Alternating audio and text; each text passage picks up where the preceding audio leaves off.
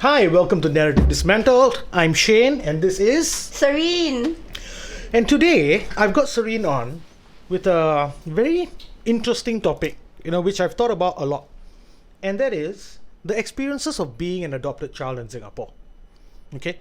I'm sure a lot of you have given thought about it. I know I have, and I know that my older sister has always told me that, oh, you know what? You're adopted.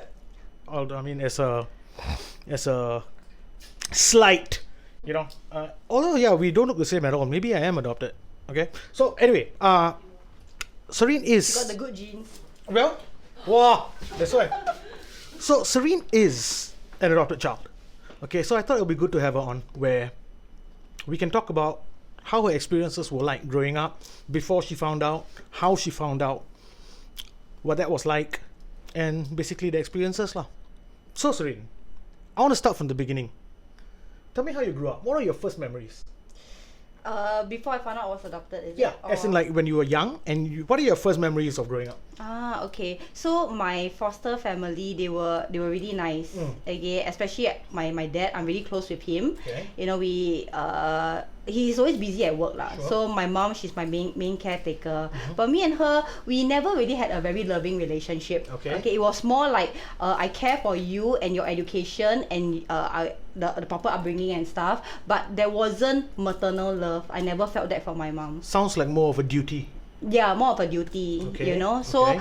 my dad also told me that he was the one who wanted to adopt me.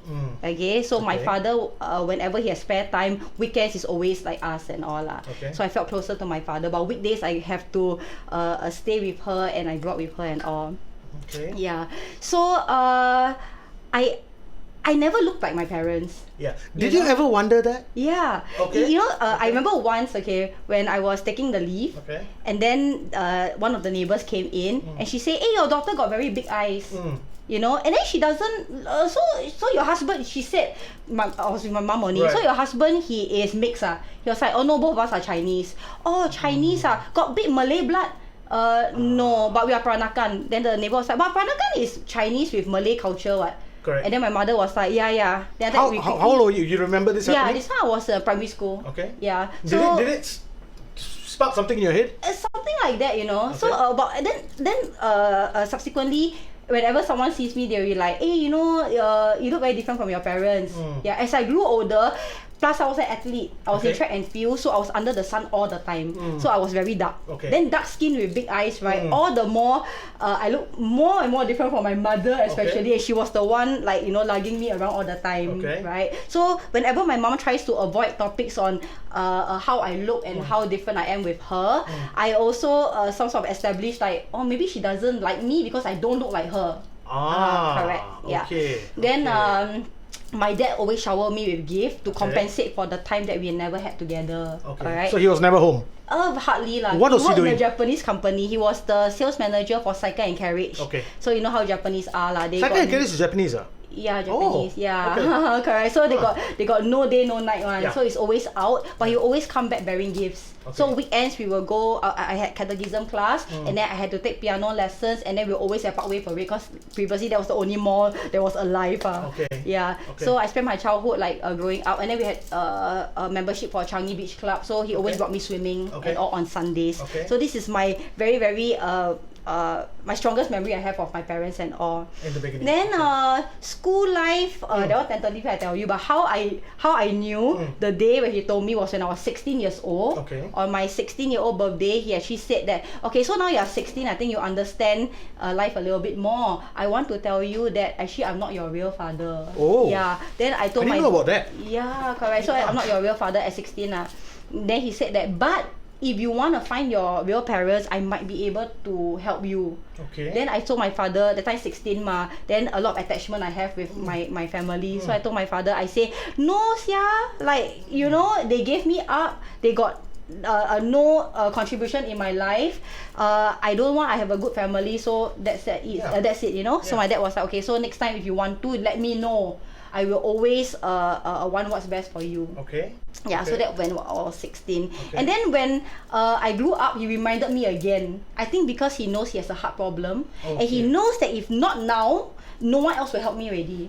Yeah, I never knew that until when my dad passed away. What do you mean no one else will help you? Yeah, As in? yeah. So my dad is the one who will. He's the only one I think that he will help me reach out to my family if I wanted to. Because when he passed away, a few years later, I asked my foster mom, "Hey, mommy, that time daddy say that he might be able to find my real parents. Do you think you can help me?" Then she went into fits. She said, "Oh, you so ungrateful, You very ungrateful. Now I take care of your son for you and everything, and then now you want to find your real parents because me and you don't get along. We never got along, lah. You know." But that wasn't the reason why. No, I said that even if I found my real parents, it will not change my dynamics with you. Yeah. Our relationship is going to be like that whether we like it or not. Right? Even with new peers in my life, new friends, even if I was in a romantic relationship, my relationship with you is very stagnant anyways, you know. Then she said, I don't know, when your father died, everything died with him together. Yikes. Yeah. Ouch. Correct. Okay, so how did you find out? Did your dad tell you at 16 or did you find your birth cert? Okay, so at 16 he told me that I'm adopted, and then a few years later he reminded me again. That time he was at Genting Highlands. My kid was 7 years old, so I was about 25, 26 years old then, you know. Also that I reject. I said no, like why, like what, like it doesn't matter, you know. So after my dad passed away, I took care of my mom. I was the sole breadwinner of my family lah. Then I worked in an advertising firm. I had a good job, and my mom was the caretaker for my kid. Then in 2019, I moved into my new flat. I bought a BTO, and my mother and son moved in with me. You know, so my kid's dad is my interior designer. So I got the liberty to talk to my contractor, right? So I told my contractor, okay, this is the built-in cupboard for which room, how many locks I want for each drawer. So when we came to my mom's room, I said, this is her cupboard. There's a lock here and a lock there. So the contractor, yes, and all. Then he left. So after he built the cupboard, he put the locks all over the house, but her cupboard. So her drawers had no lock. And then she also never asked me for locks anyway. So she stored all her documents inside the drawer, and then 1 year later, before the Chinese New Year, I was doing some housekeeping and all. So I was cleaning her cupboard, and then the drawer was there. So I just opened the drawer to clean her drawer. I never meant to snoop or spy because to me there's nothing there that I don't know about anyway. I opened the drawer. My adoption cert was just there in front of me, and what caught my eye was my name, Serene Chua. On my birth cert. This birth cert I never saw before. The birth cert that the hospital issued to me was the one that I always had. But this was a separate one, very old, like and the one that you had, what did it say? Oh, it said the one that I had is Tan Serene. Already my foster parents' name on it. That was the one that I had. But this one was a separate piece that had no father particulars there. Only my mother, Evelyn Chua, and my name Serene Chua. And it was a different birth cert number. Right. So you had 2 birth certs? Yeah, I got 2 birth certs. First, Toa Payoh hospital issued that one. And after that, after the adoption, then I think through the process and all the lawyer, I think it's a court thing. So I can find out more and stuff lah. Yeah, so I saw that, I'm like, Serene Chua, Evelyn Chua, mind blown. I mean, for 40 years. But you already kind of had a idea, right? Because your dad told you. Yeah, but my mom said that the secret and all the information died with him. She said she has no knowledge and nothing about it. I'm not trying to fault her. Yeah. So I was like, since I'm going to hit a roadblock and a dead end, anyways, so just forget it lah. Got closure already. So this was an opening for me, an entry into a new life lah. Literally, yeah. Yeah, so like. How old were you? Just last year. So I was 40 years old. Last year? Yeah, correct. So that day was one day before the reunion dinner. So my mom went to her brother's place for dinner. That's how I can clean the house. So I took this birth cert. And then below that, attached to the cert, were more documents. The transfer from the lawyer, the transfer payment, $3,000 for processing fee that my foster parents paid to the lawyer. So all those were the documents and all. I took this, I sat there, and then I called one of my friends called Li Ping. Yeah. So I said, Li Ping. Oh, you've known her since back. Yeah, I know Li Ping for 20 years already, right? So I said, hey Li Ping, I found my adoption certificate. Immediately she said, I'm going to finish my dinner, I'm going to come down and find you now. She came down, And then I said, okay, I'm going to get a PI. This Okay. is so crazy. Okay. Then she said, go find Crime Library Singapore. Wait, so when you found out, did you tell your mom that you found out? No, I never told anyone. Okay. Immediately I called Li Ping only. Okay. Yeah, then when she came down to find me, we were at my house, the car park rooftop. We were Okay. on at the swing there. She said, call Crime Library Singapore. They do reunion. Then I said, what is Crime Library Singapore? Then she showed me, call Joseph. He does reunion for free. I said, what's the catch? No catch. Yeah. He has done multiple reunions. I followed them for the longest time. So on the spot, I took my phone, I called Joseph. I said, also, hi Joseph, one of your followers, your fans intro me to you. I found my adoption certificate and I have all the particulars and details here. Can you help me? And Joseph was like, okay, can you meet me today? Like today. And it was already like, I think 7 or 8 p.m. Okay. Then I'm But like, the wheels started to turn, very crazy, fast. man. Yeah. Then I'm like, oh, okay, I come down now. So I booked a Grab and then I met him at Towner Road, Okay. police station. Okay. He wanted me to feel secure that, you know, it was not like a random meetup, you know, Okay. like he was not catfishing me or something. Okay. Li Ping Okay. came with me. And then we sat there, he opened his folder and he showed me all the previous cases he helped and stuff. Okay. And then he took my cert, he said, then I said, is that enough information? He was like, this is more information that I ever had for other people. You got your mom identity, number and all inside already. He said, tomorrow I'll get back to you. I said, Okay. tomorrow? So fast. Okay, Okay. cool. But I was so skeptical, like, Of course. like, you know, like, walao, Yeah. you know, that kind, yeah. So I left it. Next day he called me, he said that, oh, okay, so I got some information. Next day? Next day only he called Okay. me, some information, and then after Like a that, super detective, yeah? right. So Yeah. he used to be, he was an ex-cop. Okay. Yeah, so Crime Library Singapore has been around for 21 years Yeah. or so lah. So, you know, he... I think after we finish this segment, you tell the world about Crime Library. Oh, okay, I think it's yeah. I important. also want to thank Joseph and all. Please, lah. carry on. Yeah. So, with what little that he has, he tried to help me find out more. So over the next few months, I kept this as a secret, you know. I Okay. told nobody, only Li Ping and a few of my good friends, they know about it. Okay. But because there was no closure, we always hit a brick wall, I had no further information. Okay. So Joseph as well, he tried to, because no father name, only mother name. Okay. So when he called the mob, he called ROM and all, cannot like find my mom, Okay. even with the details. Okay. You know? Because all he had was a name, right? Right. And yeah. Evelyn Chua, there will be many Evelyn Chuas in Singapore. Exactly. Yeah. So unless like you know, you go to HDB or PUB, all these very classified information, They won't give and it's also. like- even immigration also won't give. No. You know, even the prison, because I said like, okay, so there's three things. She's dead. Okay. She has migrated, Okay. or she's in prison. Yeah, okay. Right. So they know because Li Ping also called the death registry. Okay. And then she gave my mother's name, not there. So got chance she's alive. Oh, you can do that. You can just call the death registry and check. Yeah, Okay. correct. I didn't know that. So she's not dead. Okay. But immigration is very sensitive. So Okay. they cannot tell whether she left the country or she migrated somewhere else. Okay. So that one is like a bandwidth I don't have. Okay. Then sorry, what was the last one? The last one was She could have been married, and then maybe she's the last. in prison. Okay. In prison. Okay. That too I cannot get information. Okay. Right. So I told Joseph, you know what? It's either she's a criminal or she eloped with my father. Right. Then plus I don't look Chinese. Okay. So I got a feeling my dad might be a foreigner. Oh, and also that right, my foster father. Okay, so my dad. Okay, so I'm not going to say. My foster father knew my biological parents. Okay. Yeah, they Okay. used to play in my biological father plays in a band. Okay. In this lounge. Okay. That my mother works there as a waitress and cashier. Okay. So my father, when he was in second carriage, he brings a lot of Japanese clients to the To the bar, lounge. okay. Yeah, so he knows my mom personally. Okay. So my mom also knows that my father doesn't have any children, but he's married. Okay. Yeah.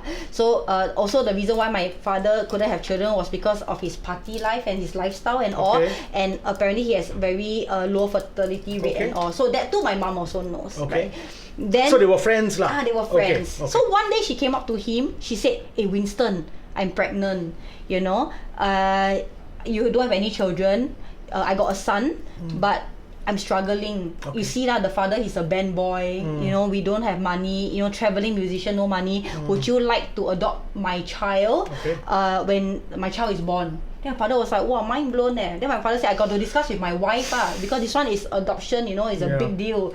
Okay, so my father was like, okay, KIV and all. So after that, my mother got bigger, and then over the past few months and all, she was going to give birth. She said, so Winston, you okay to adopt or not? If not, I'm giving her away to this hawker couple. Okay. They sell chicken rice. Okay. My dad went back to tell my mom again. Okay. Then my mom say, don't know why she said, sell chicken rice means like a bit like dirty leh. Then since we got a good life, let's take her. My mom actually said that. Okay. Yeah. Then my dad said, okay, on my wife, on, I on lah. Okay. Right? Then after, but my father said everything has to be in black and white because I don't want like later years, then you come back for your daughter. I want a clean cut. It happens, yeah. So they got a lawyer, and on the lawyer letter also I saw you cannot, even my biological mom told me that you cannot see your daughter, my daughter anymore after the transfer. She said okay. He paid for the fee, and then from the hospital, after my mom gave birth, this one is from my biological mother's mouth.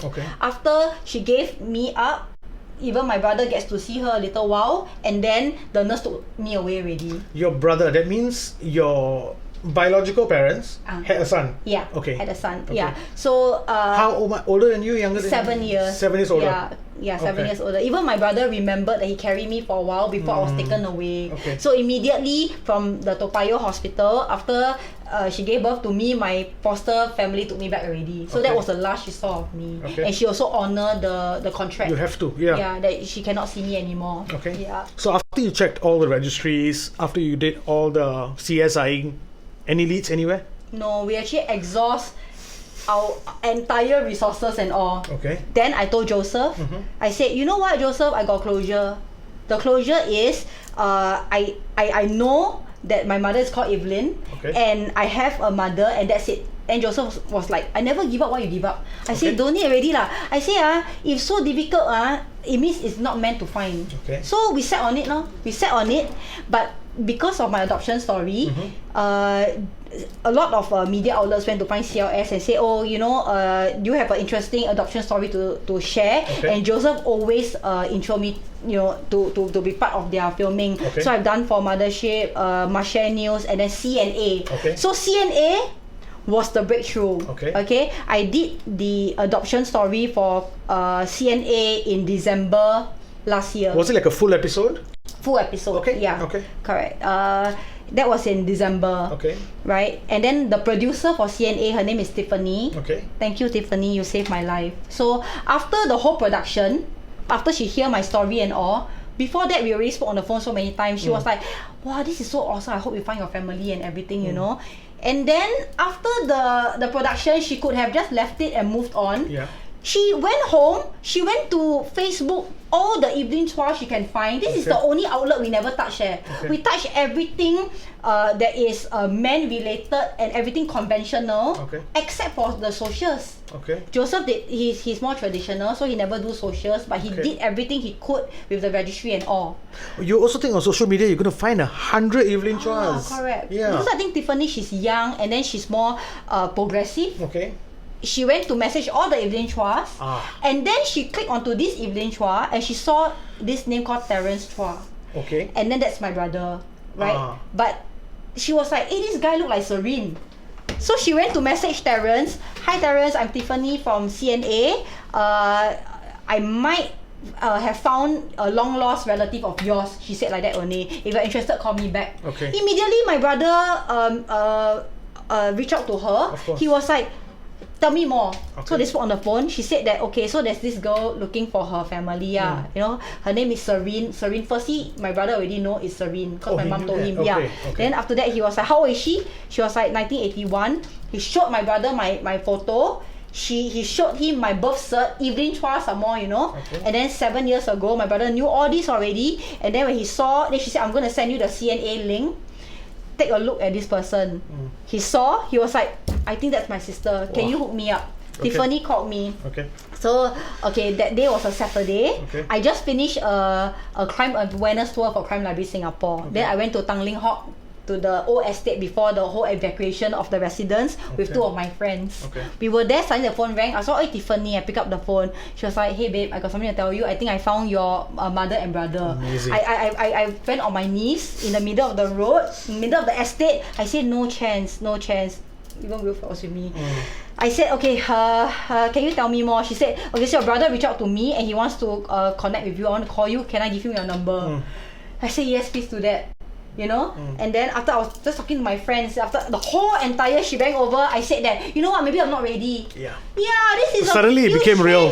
What if my brother called me and said that, hey, what you want, yeah? You know, leave my family alone. I cannot deal with this kind of rejection. You know, and I also don't want to disrupt a family. I mean, what was I thinking, right? I found my birth cert and then suddenly, oh, you know, I want to go and reach out to family. For 40 years, I was without family. You know, like why? I don't know why. So it all happened out of impulse. And then the reality sunk in. I'm like, you know what? I don't want. Then these two friends, when they were with me, they said, if you're not going to call your brother, we will. What is wrong with you? No, I get it. It suddenly became real. Yeah. So I was supposed to message my brother. But I didn't want to. But my friends was like, you don't do it, we will. Don't be mad. Then I took my phone. I said, hi, you know, I'm Serene and all. And then he messaged me back. He was like, hi Serene, I think I'm your brother. My name is Terence. Can I call you later? Yeah. When he called me, I thought he would be very because there will not be a familiarity in all this, right? Course. But when he called, we spoke so long on the phone, we were instant friends. And then he told me, he said, okay, so mom doesn't know yet, dad doesn't know yet, okay? Right? So I want to meet you first. Can you meet me later? Actually, later was that Saturday. Then I said that, okay, so, you know, I have a very long day. Can I meet you tomorrow, Sunday? He said, yeah, sure. So I met my brother. We went to Pasir Ris Park. He came to pick me up. We were just so close. He's like, I'm like Terence 2.0, he's like Serene 2.0 sort of things, you know. We went, because the bench was wet, so we couldn't sit on the bench. We can stand there and talk for 4 hours, stand and talk. So he was telling me, he says, so mom told your dad, so you're the only child between the biological parents. I am your half brother. Mom with her husband, and then dad, you have another brother, dad and his ex-wife. Oh, have you met that brother? Not yet, but soon. I'm going to meet him soon. We are going to plan something, right?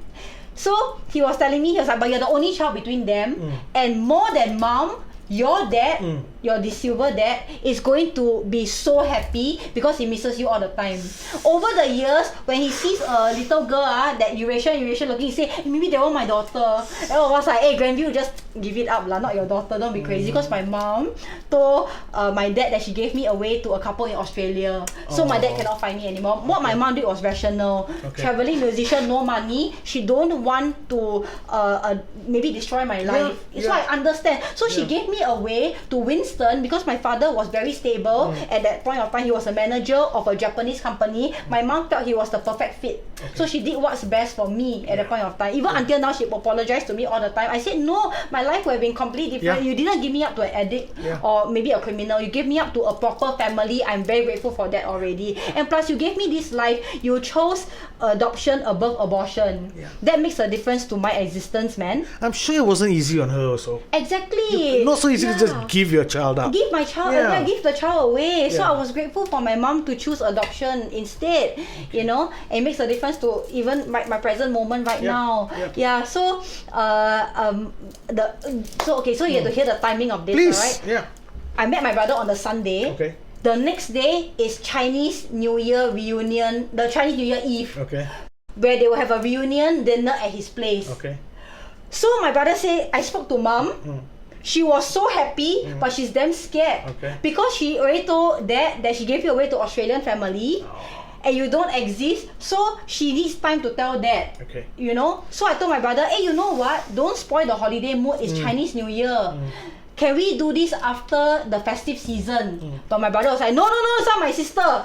And what better timing than to have a reunion on Chinese New Year, reunion at my place. How was that? So he told my mom, he was like, you better man up and tell dad tonight, you know.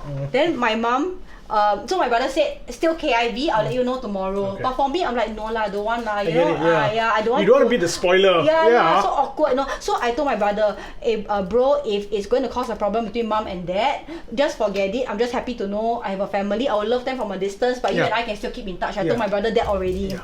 Suddenly, Chinese New Year Eve, I woke up to a message, to his call and say, come over my house later. Mom already told dad. They spoke the whole night. He cry, and they are more than happy to meet you. Come. So I went over to my brother's house. We had the most amazing reunion on Chinese New Year Eve. That's amazing. For a reunion dinner. How timely, man. I mean, what are the odds? Yeah. You know, and this was this year, 2021, no? So I Very found, recent, Yeah, so I found my birth cert last year, Chinese New Year Eve, and I had the reunion with them this year, Chinese New Year Eve. Wow, chun, huh? Yeah, so this year Chinese New Year Eve, I was struck the 8 million, the 8 million, the ampao is mine. Yeah. So the reunion dinner, when you pretty much met your actual parents for the first your parent, right? One only, right? Both my parents are there. Okay, how was that after all those years? How was the first meeting like? Okay, so I went over to my brother's place, and okay, so my brother is staying in a landed property. Therefore, when I got off the Grab, my mom and dad was already at the pavement, the pavement. Just waiting for you. Just waiting for me. So I called my brother first. I say, okay, call, I'm here. Then he said, okay, now press the TTT and come in.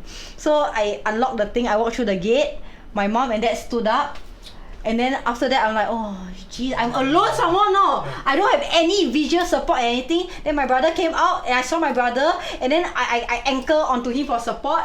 And then suddenly, my mom and dad, we just hug lor. Of course. Yeah, I can show photos and I give some photos. You can mosaic their face. And also the reunion was like, it was already so, we were familiar with each other already. I felt very, I can relate myself to the family. I never felt like an outcast, or I never felt like they didn't want me there, you know. And then the hugs were very strong, you know. And then my sister-in-law was so welcoming to the house. My nephew, he's a big boy already. And then my niece, little girl, and I felt like a family. And then my uncle was there as well, my mom's brother. So we went into the house, and then the helper was preparing the dinner. We were going to have steamboat, and then we talked and all. Immediately my parents apologized. My mom, she was the one who was like, I'm sorry, Serene, there's a reason and all. Of course. And then for me, even my brother said it about me. He was like, I love that you didn't make anything awkward for anyone. You never ask questions, you never and all, you just let it slide. So when my mom apologized, I'm like, hey mom, you choose adoption above abortion. It makes a difference, you know. I should thank you, what you're doing. I say, mom, no, let's move on, it's awesome and all. She So did what she thought was best at that time. You can't judge people for, like I said, you think it's easy to give up your child. It's not. Correct. Yeah. And then she had to face my father as well, because after she gave me up, it was under the instructions by my grandmother, because my grandmother felt like taking care of my brother already is quite hectic. And my grandmother, she knows that they might not have the financial capability to support another newborn, you know. And then my dad was very sad because he never even got to see me before my mom gave me away. Oh, he never even got to see you. Because my mom told me, if I let your dad come to the hospital, You won't let it happen. he might snatch the baby and run, man. Yeah, your dad only wants you to be part of the family, but I cannot. My mom said, I hope you understand. And I said, I did. So the dinner was awesome, and then we talked, and then so after that, right, every alternate weeks or maybe more than that, I'll take my parents out for dinner, or I'll meet my brother. You know, I'll go cycling with my brother and his friends. You know, we have a very, very close relationship. We're very tight. Like me and my parents will message each other almost every day. Like last evening, my dad was like out, and then he'll message me. He was like, you know, how are you? How's your weekend? I was sending photos. I went hiking and all. And then we'll always try to bridge any gap or any distance we have with each other, which I love that. I feel never so had good. that, you know. I feel so good for them. Oh, You know thank that they you. found you after all these years, and it's obvious that they still love you. Of course they do. Yeah. And it's just nice lah. Yeah, thank you. They never fail to remind me about that as well. Like my mom, before I came here, the message I read was, please always know that me and dad love you very, very much. Yeah. You know, even my brother also messaged me yesterday, yo, what's up? You know, that kind of thing. Yeah, so I never had this with my parents before. Yeah. Before my dad passed away, our era was like those, like, very very new era to the smartphone. Yeah. So it was not get- loving message. It was very personal, like hey dad, hugs and stuff. But me and my foster mother, we never had the bond. Right? So even until now, I've never experienced any parent, any relative message me, I love you very much, you are a blessing in my life. This was completely new for me, yet very natural. So it's very mind-blowing to me when I wake up to mommy and daddy messaging me the love emoji. Never had in my life. I never saw this coming, man. Before February this year, to me, I could never experience paternal or maternal love. Nothing. I mean, shit, now if you ask me whether 40 years throughout my life, I would ever feel a hug of my father or my mother. No, zero. But when I go out with my father and mother, we will hug each other all the time. My dad he's a comedian lah. So when we talk, we always sit beside him and all. You know, we will joke, and then it's a very loving thing. I never had that feeling, you know. I thought my whole life I like unwanted child only. So you did feel that way? A lot, yeah. Except with my foster dad, yeah. So me and my foster dad, we are very savage together. When I grow older and all, my dad was a very he's the best father figure I could ever have. We party together, like when he go Devil's Bar, you know, he will drink. Then he will call me. He was like, hey, where are you? He was like, oh, with my friends. He was like, hey, join us. You know, so we'll drink together, we'll party together. He always got my back. Like when I was in secondary school, in Sec 3, I was in track and field, but I was in express stream, but all my friends were, we were all like delinquents lah, you know, we all hang out and do stuff. So I pontang school a lot, I skip school and all. So at Sec 3, because I was in the sports team, my principal closed one eye, until it come to the part where he said that, oh, I found you smoking in the toilet. You know, I'm going to tell your parents. And then in front of the principal, I said that, oh my god, if you do that, I'm going to quit school. Then, sorry. I said, if you do that, I'm going to quit the sports team. I won't do sports day this year. He told me, you quit sports day this year, I will expel you from school. My principal said that to me.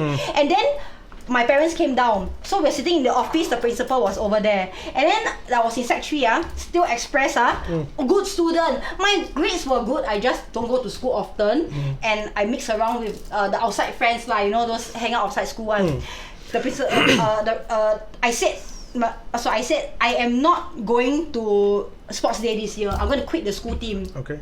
The principal said, then I will fire you from school. My foster mother said, no, I'm sorry, my daughter is an idiot. My foster dad just looked at me, you want to study or not? Very chill, you want to study or not? I said, not in this stupid school with this stupid man lah, you know, like that. My father said, then you come and work for me. Wow. I'm like, oh, really? I want you to do night classes and work for me. Okay. My father sell cars, he was the author, he took, so after second carriage, he went to Komoko. Okay. And he retired He retired already. That time my father so not young. That's why when my father adopted me, he was 40 plus already. Okay. So not young. But when he left Komoko, they wanted him to take authorized dealership because he was that close with the boss. Okay. So I worked in his shop Ethos Automotive for 8 years. So at 16 years old, I took night classes. I did my diploma. I did my degree. I got my bachelor's. All working with my dad. And I had an amazing, so 8 years with my father, and 8 years I did my studies. All the way until I did Murdoch, my bachelor's. My father supported me all the way. So before my foster father passed away, was 1 month before I graduated from Murdoch. So he got sudden cardiac arrest, and then supply was cut from his brain. So when he was at the hospital, I was 1 month shy to graduating. I remember looking at him on the bed and shaking him and saying, Daddy, you promised to wait for me, no? I'm already going to do my degree.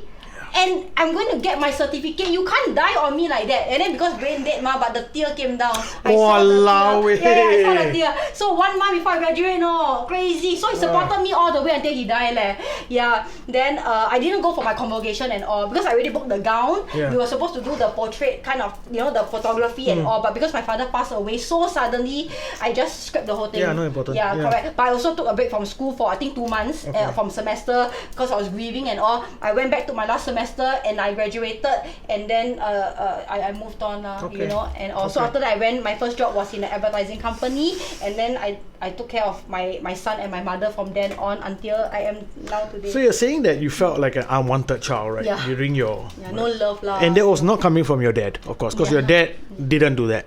So your mom lah. Yeah. So why I say unwanted child? Yeah. Because I felt like I was more of a friend to my father than his kid. Like how I relate to my child also right now. So because we party together and we hang out a lot. What about your together. mom though? I was at 13 years old. When the okay, so it's not a bit personal. So Do you want to put it in? Don't put it in. I think I can put it in Okay. if you want. So my foster parents fought. Okay. I took the side of my foster dad. Okay. You would, yeah. At that moment, she looked at me. She said, "You're not my daughter anymore." Okay. Yeah. Okay. That's it. So from that day onward, she never cook for me anymore. So I fast food myself all the way lah. It's okay lah. You got money, you can eat anything So she outside just lah. did stop immediately. I stopped immediately when I was 13 years. Also no love between me and her at 13 when I was in Sec 1 lah. Because I took the side of my father. I literally my father was going to leave the house already barang take already Yeah. Then I was like happy to get the what out of there, Then she looked at me, she was like, I cannot believe you choose your dad above me. I mean, obviously, right? That's why. I know. So, because my father saw that, oh my god, I'm destroying my relationship between my daughter and her mother. Yeah. My father said, I'm going to stay. Yeah. So, all the way he stayed throughout the marriage, but I think they really did not have a good marriage lah. I think so lah, but who am I to say that? Okay. Yeah. Did you have any moments in your life, right, which when you look back, now that you know everything, right, and go, it's because I was adopted? Got it. Yeah, I guess so. I guess so. Can say or don't say? Okay, so my... Think about it first, Okay. yeah. Because I think... Okay, so my kid and my foster mom, they are so close. Same birthday some more. Oh, it's amazing. Yeah, same birthday. Okay. So that's also her adopted grandchild, ma. You consider that way. Yes. But she can still have a loving relationship with him. Yes. So I think it's because of my wayward behavior. Like when I was in primary school, I was in the choir. I was a librarian. I was a very good girl when I was in primary school. I was in a good school as well, Red Swastika. Okay.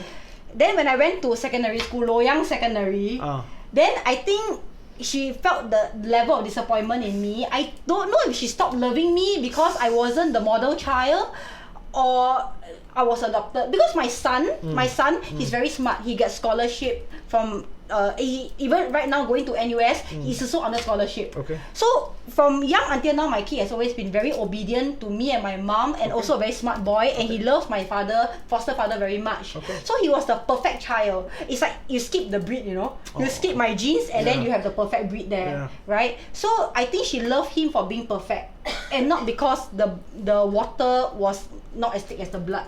Kind of dynamics. I feel. So during primary school, I'm the girl, but I don't feel close with her. I chose my father above her also all the time because my father was the one compensating with gifts and all.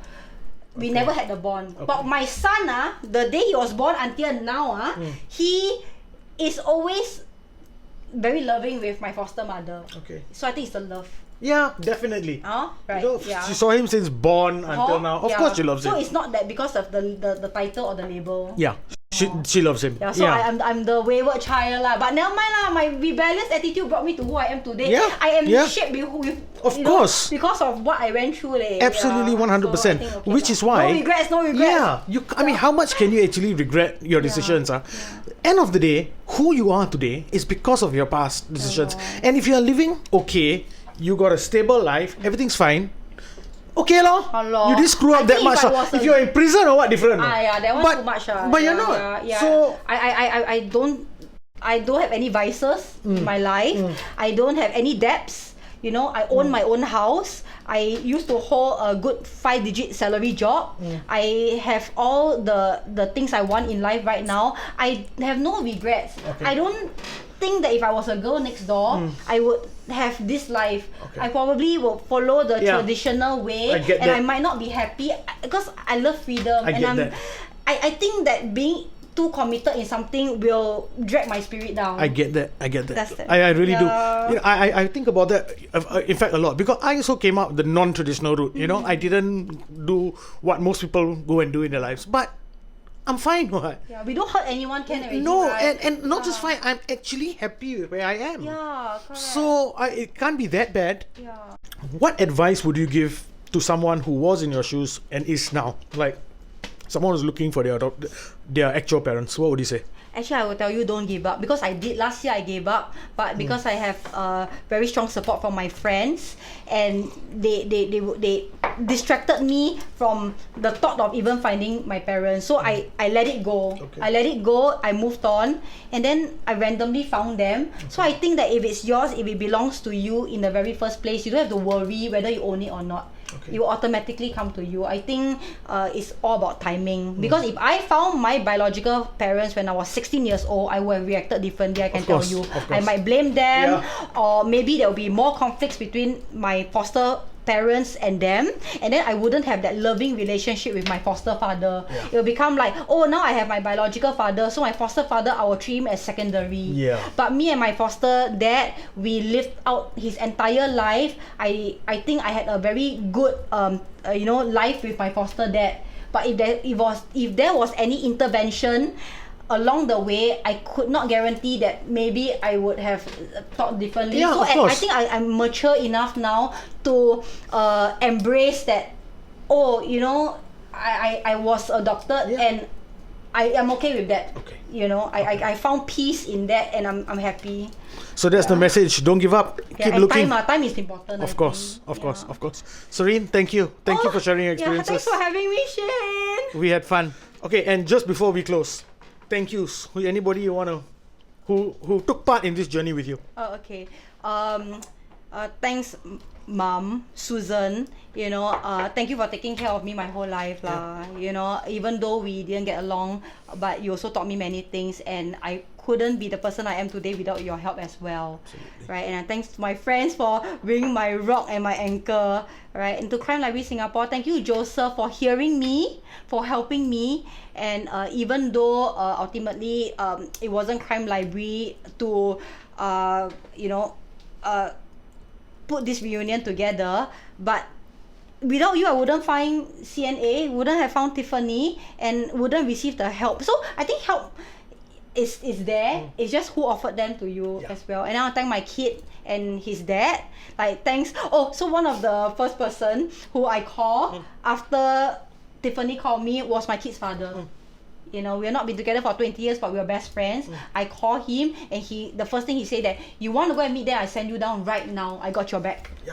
Yeah, and So the friends important. also who were with me, and when I didn't want to contact my brother because I was scared, they were the one who encouraged me to do so. And also thanks Ashley for giving me a platform to speak as well. I play no role in this. Thank you for coming to share the story. Yeah, this is Yeah. to me like a relief, correct, my Get it closure out. Yeah. and my healing journey. Thank you. Yeah, thank you. I hope you enjoyed that. I learned a lot of things which I didn't know. I don't say this every episode, but I should. Like, subscribe. If not, I don't love you. Okay? So, yeah. See you in the next one. Cheers.